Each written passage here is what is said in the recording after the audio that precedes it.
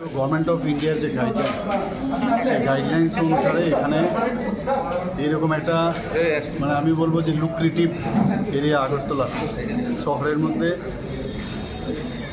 এটা একটা urban CSC হচ্ছে এখানে 50 বেড এখানে বিভিন্ন ওপিডি বিভিন্ন ডিপার্টমেন্টের থাকবে প্লাস মাইনরিটিও থাকবে এটার যে সুবিধা সেটা এখানকার লোকালিটি তো আছেই পাশাপাশি এখানকার যারা বিজনেসম্যান আছে আগরতলা শহরের মেইন তারাও কিন্তু এই ফেসিলিটিস পেতে পারে এখানে তাদের জিবি বা আইজিএম যাওয়ার দরকার নেই দ্বিতীয় হচ্ছে যে যারা বিভিন্ন কাজে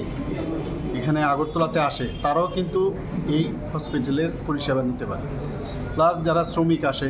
তারাও কিন্তু এই স্বাস্থ্য পরিষেবা এখান থেকে নিতে পারে আমরা এইরকম একটা জায়গা মানে এটাকে এই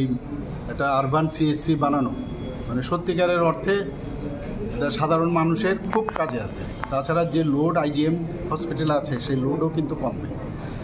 একটা মাইনরিটিও রাখা হয়েছে লিফটের ব্যবস্থা আছে র্যাম্পের ব্যবস্থা আছে তো 6 মাসের মধ্যে এটা টোটাল কমপ্লিট হয়ে যাবে এবং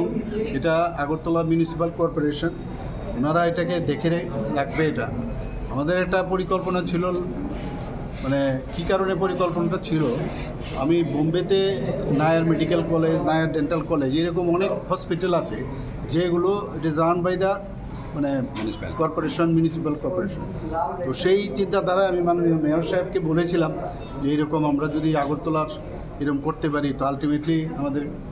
যে কিরণজি আমাদের যে সেক্রেটারি মহোদয় ওনাকে বলা হলো তো আমরা খুঁজছিলাম কোথায় এখানে যখন যারা যে কারণে এটাকে ব্যবহার করছিল তারাও এখান থেকে চলে গেছে লেবার ডিপার্টমেন্ট ছিল তাদের আলাদা নতুন বিল্ডিং হয়ে গেছে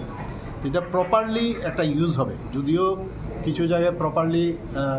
কিছু জায়গায় তোড়ফোড় করতে হবে কিন্তু কিউবিকেল বানিয়ে